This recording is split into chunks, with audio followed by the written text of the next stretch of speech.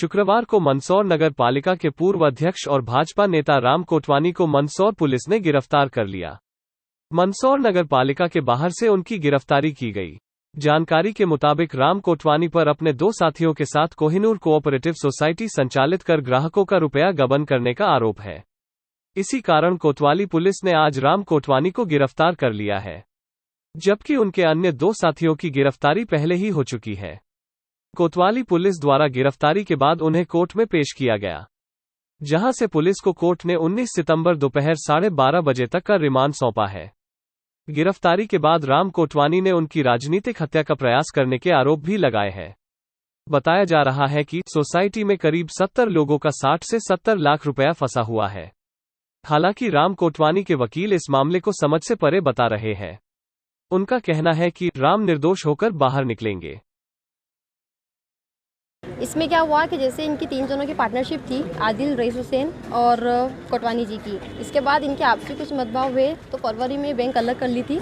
इन्होंने जैसे दोनों पार्टनर जो थे उनको अलग कर दिया था और बोला था आज से बैंक पूरी मेरी है, इसका जो लेन देन है वो मैं करूँगा। अगर जितना भी लोन का बटा हुआ पैसा है वो भी मैं ही लूँगा और जितना लोगों को देना है कस्टमरों को 60 लाख रुपए के आसपास कुछ है, 60 से 65 लाख वो मैं ही दूंगा।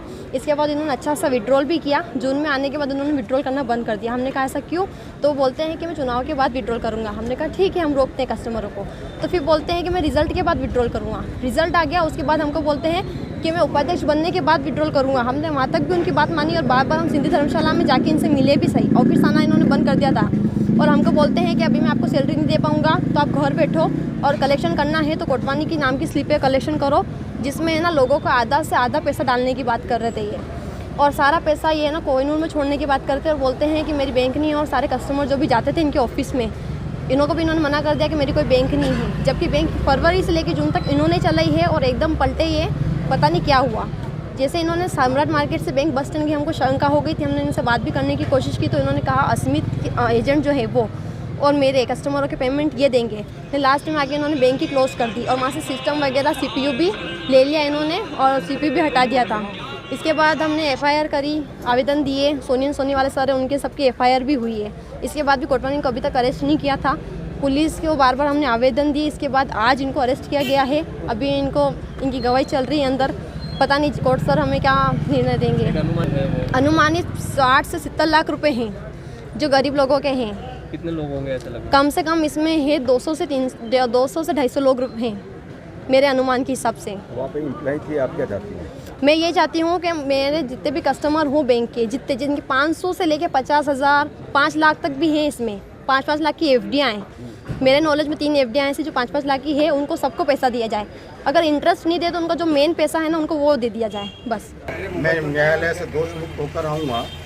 मैं जब इस मामले में स्वयं निवेशक हूँ, इन्वेस्टर हूँ, उसके बावजूद मेरी राजनीतिक हत्या करने का प्रयास किया जा रहा है। यह चीज़ अति शीघ्र साबित होगी।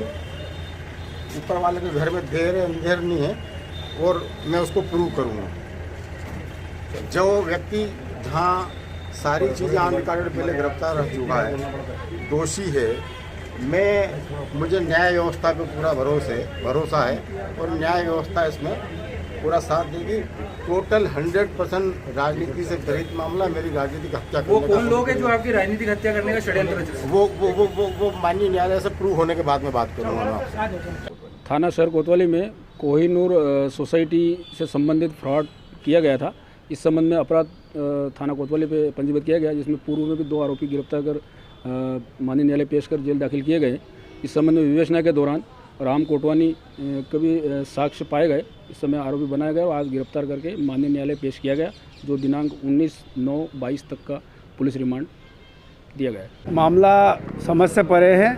कोई 2 महीने पहले कोई फ्रॉड का केस दर्ज हुआ था, जिसमें मेन अभियुक्त अंदर बंद है।